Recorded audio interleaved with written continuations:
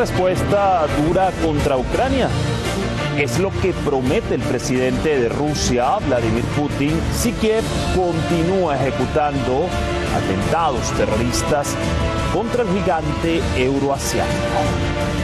Todo esto luego de la explosión en el único puente, escuchen bien, que conecta a Rusia con la península de Crimea. Una infraestructura por demás clave y simbólica para Moscú. Aunque Ucrania no ha reivindicado el ataque, los servicios especiales del Kremlin lo han determinado tras una investigación pertinente. ¿Qué pasará de aquí en más en el conflicto que ya lleva más de 7 meses crispando las tensiones y alertando a la comunidad internacional? Lo analizamos de inmediato acá en Detrás de la Razón. Les saluda Dani Pérez Díaz y así iniciamos.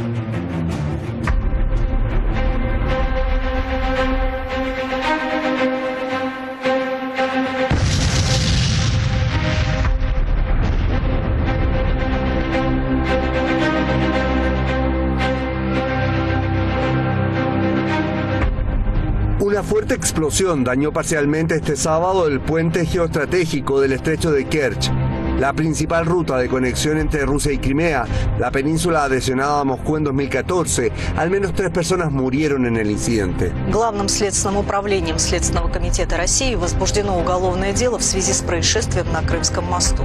По предварительной информации, сегодня утром на автомобильной части Крымского моста со стороны Таманского полуострова произошел подрыв грузового автомобиля, повлекший за собой возгорание 7 топливных цистерн железнодорожного состава, следовавшего в направлении Крымского полуострова. В результате... El puente es el más largo del país euroasiático. La vía crítica tiene una enorme importancia estratégica y simbólica para Rusia, que construyó el puente de 19 kilómetros con un coste de unos 3.700 millones de dólares, después de que Moscú se adhesionara a la península de Crimea en 2014. Ucrania celebra la explosión del puente en el cumpleaños de Putin. Dice que todo lo ilegal debe ser destruido. Crimea, el puente, el comienzo. Todo lo ilegal debe ser destruido. Todo lo robado debe ser devuelto a Ucrania. Todo lo ocupado por Rusia debe ser expulsado. Mikhail Podolyak, asesor de jefe de la Oficina Presidencial Ucraniana.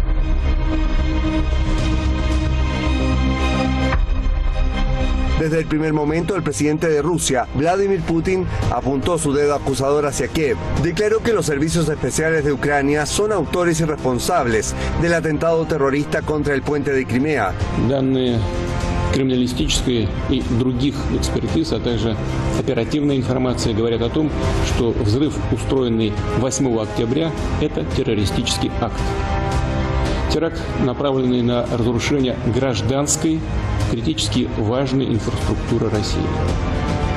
Очевидно также, что заказчики, организаторы, исполнители теракта. El jefe del Kremlin aseguró que habrá graves consecuencias si Ucrania lleva a cabo ataques contra territorio de Rusia.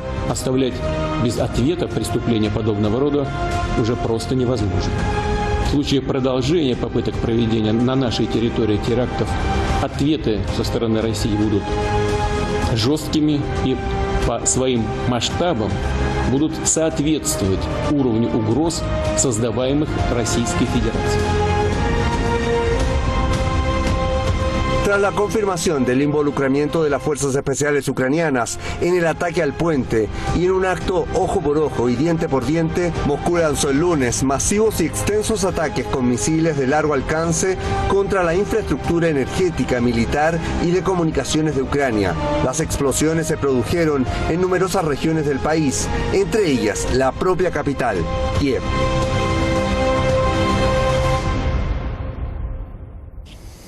Allí los hechos, la situación pues a esta hora y hasta el momento, gracias al equipo de redacción y producción por este material, nosotros vamos a presentar a nuestros invitados.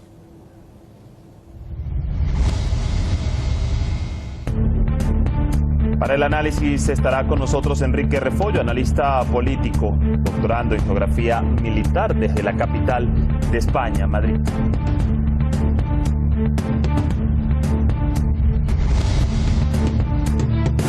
Y también nos va a acompañar Sergio Rodríguez, analista internacional, profesor universitario y escritor desde Caracas, Venezuela.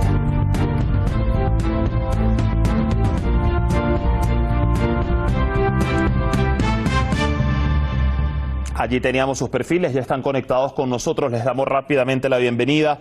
Enrique, gusto saludarte. ¿Qué tal estás? Mucho gusto igualmente, todo bien. Espero que allá todo muy bien y muy bien también para nuestra audiencia. Y profesor Sergio, bienvenido como siempre a Detrás de la Razón. Gracias, Dani. Saludos a toda la audiencia. Voy a iniciar precisamente con usted, profesor Sergio, porque mientras algunos funcionarios ucranianos pues atribuyen la explosión de este puente de Kerch a una lucha de poder interna, ¿no?, entre el Servicio de Seguridad y el Ministerio de la Defensa de Rusia, pues sin ofrecer ninguna prueba, los investigadores rusos han llegado a la conclusión, efectivamente, y así lo han titulado, inequívoca, de que se trata de un atentado terrorista ejecutado por los servicios de seguridad especiales ucranianos, ¿no? Entonces, en medio de tantas teorías de la conspiración que además están diciendo desde los medios occidentales, ¿no?, y aun cuando pues Ucrania no se ha reivindicado este hecho, este atentado, ¿podría decirse que no hay duda de su autoría? Bueno, Dani, no lo han reivindicado oficialmente, pero hay una serie de mensajes por tweet, una serie de celebraciones que en el fondo significan una reivindicación de altos funcionarios, tanto del gobierno ucraniano como también de algunos países occidentales, de Estados Unidos y de Europa, que celebraron alborozadamente el hecho. Incluso uno de los asesores principales del presidente Zelensky estableció una comparación entre este hecho, el hundimiento del acorazado ruso, y dijo que vendrían nuevas acciones. Entonces, formalmente no hay una reivindicación, pero una serie de manifestaciones de ella y la propia celebración del hecho dan clara cuenta de que es un hecho realizado por los servicios de inteligencia ucranianos. Con el devenir de los días está saliendo mucha más información que muestra incluso el plan operativo. Es una operación muy sofisticada, no es una mera explosión. Los datos que se están comenzando a saber dan cuenta de una operación en que había explosivos instalados en el puente que se hicieron explotar en el mismo momento que pasaba el camión.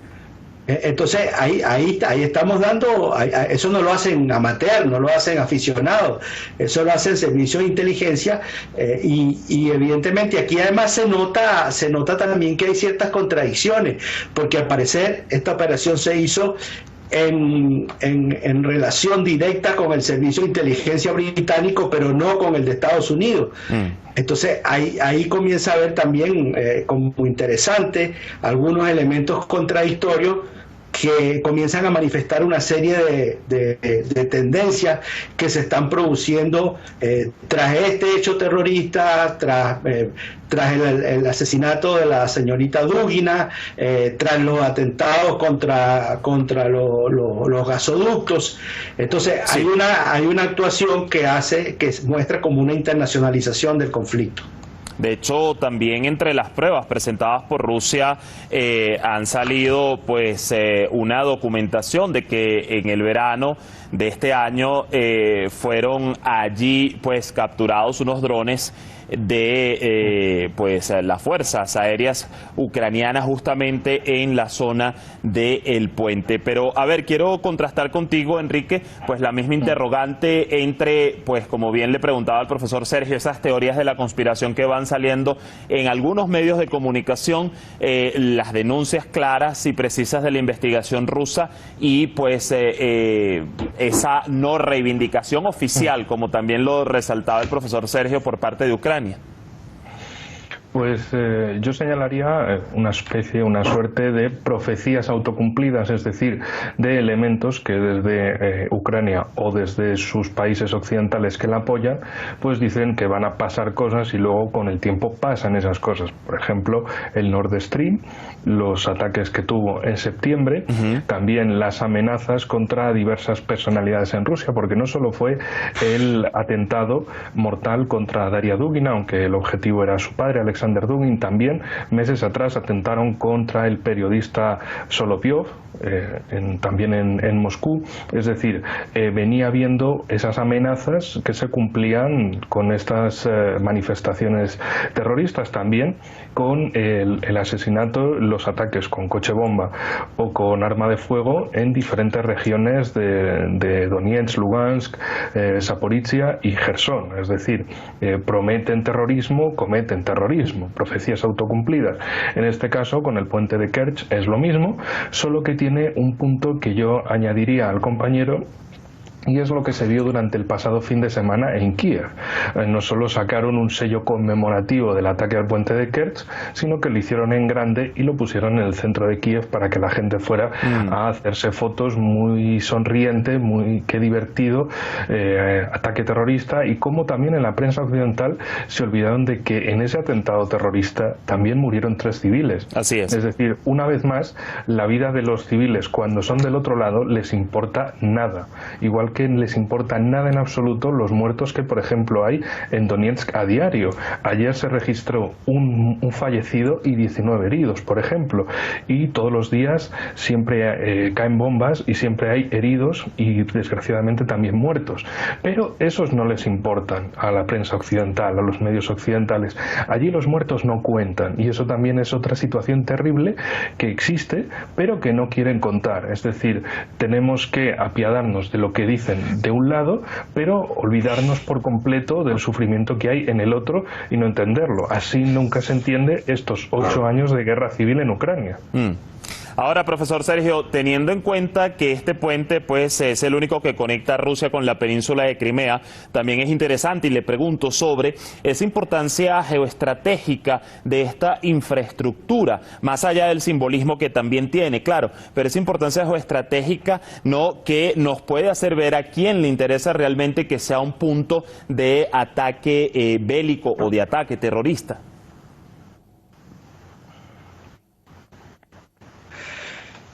Bueno, la península de Crimea, bases navales de Rusia en el mar Negro, y por ende son las principales bases navales sobre las cuales opera la Marina de Guerra de Rusia en dirección al Mediterráneo, y en conexión con la base naval de Tartus. Operan tanto en el Mar Negro como en el Mar Mediterráneo, significando el flanco sur oeste de la agrupación naval rusa. Por eso es estratégica la península de Crimea, que pertenece a Rusia desde tiempos inmemoriales, y que precisamente fue, si mal no recuerdo, la zarina Catalina la Grande la que estableció esas primeras instalaciones militares de Rusia. Entonces no es una cosa que ocurra ahora desde los tiempos de Putin o incluso desde los tiempos de la post-Unión Soviética, sino que desde tiempos inmemoriales.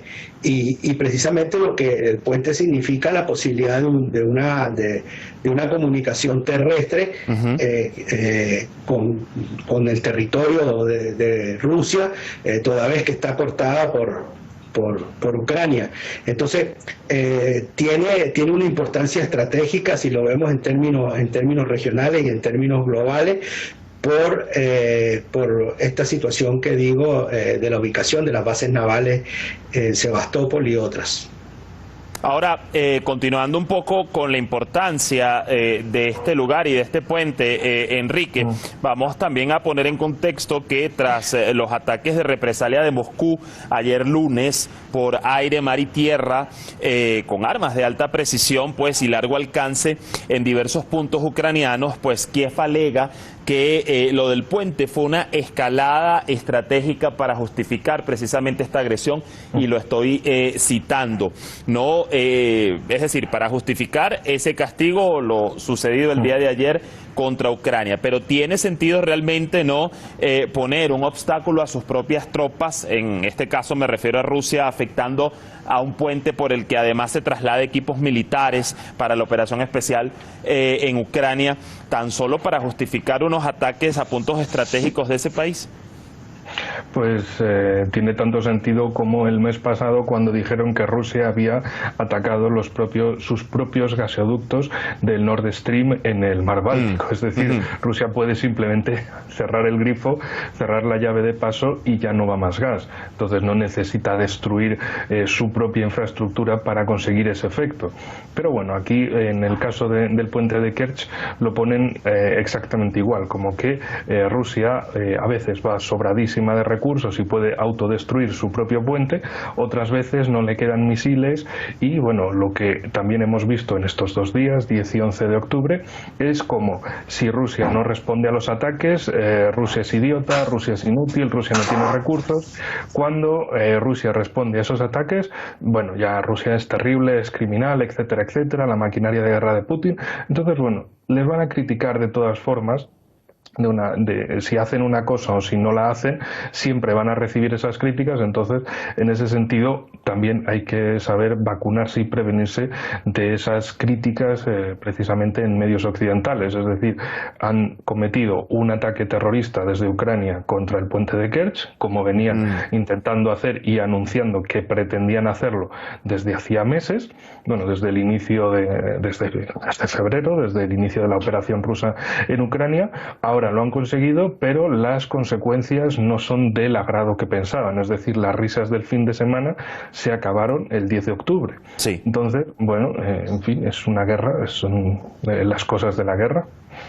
Ahora es interesante, y voy con usted, profesor Sergio, tras estos últimos hechos, no lo del puente, la denuncia de Rusia sobre lo acontecido como un acto terrorista, ¿en qué fase del conflicto, podríamos decir, no se está actualmente entre Moscú y Kiev, habiendo transcurrido ya más de 7 meses de la iniciada de la operación especial militar rusa, y tomando también en cuenta al nuevo comandante que ha puesto pues el Kremlin al frente de pues la operación, el general Sergei Surovikin, un veterano además de guerras en Afganistán, Chechenia y Siria? Bueno, mira, Dani, yo creo que ya lo voy a decir con palabras un poco, tal vez suene sarcástico, ¿no? Pero yo creo que lo que está pasando en Ucrania ya es un accidente secundario en todo el conflicto. El tema hoy es la transformación del sistema internacional, los cambios estructurales en el sistema internacional que esta guerra está generando. Y es ahí donde apunta, a donde va a apuntar la participación europea y de Estados Unidos. Yo soy un convencido, y lo dije en la primera semana de la guerra, en la última semana de febrero, que la definición de este conflicto se va a dar en Europa y se va a dar a partir de las transformaciones políticas que pueda haber al interior de Europa, del factor del invierno en los próximos meses, del factor del encarecimiento de la vida en los primeros meses de los alimentos, sobre todo en los primeros meses del año que viene, y la respuesta que haya por parte de los pueblos europeos y la digamos la influencia que eso ejerza en los gobiernos. Curiosamente hubo una resolución ayer o antes de ayer en las Naciones Unidas donde se insta a una salida negociada del conflicto. Esto es primera vez que ocurre. Hasta ahora se apuntaba, incluso lo dijo el señor Borrell, de que la solución del problema se iba a dar en el terreno militar, lo dijo el señor Stoltenberg, pero pareciera que esta idea está comenzando a cambiar de cara a la desastrosa situación económica que uno comienza a observar en Europa. Enrique, que está allá, lo podrá decir mucho más fielmente que yo lo observo desde lejos. Claro. Entonces, ¿en qué fase estamos? Yo primero creo que esto no va a ser corto, no tiene un fin de corto plazo, y si tomamos el concepto de la guerra es la continuación de la política va a entrar a jugar un papel mucho más relevante, sobre todo en términos de la posibilidad de la negociación, de las repercusiones que está teniendo, el fortalecimiento de los BRICS, el fortalecimiento de todos los escenarios de cooperación en el espacio euroasiático, ¿cómo se llama?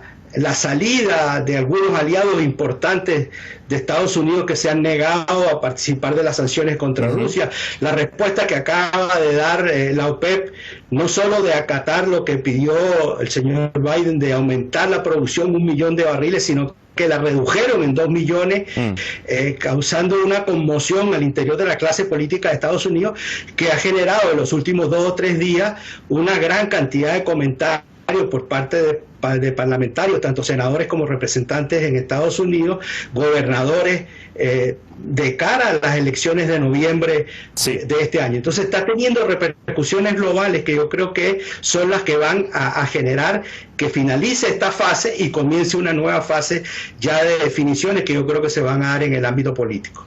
A ver, para la reflexión final, Enrique, ¿cómo la ves? Hablando precisamente de estas fases y de lo que dice el profesor Sergio sobre la posibilidad del inicio de negociaciones, y también tomando en cuenta que entre tanta información y todo lo que se dice a diario sobre si Rusia está más debilitada que Ucrania, sobre si Ucrania continúa demostrando mayor fuerza en el campo de batalla, ¿no?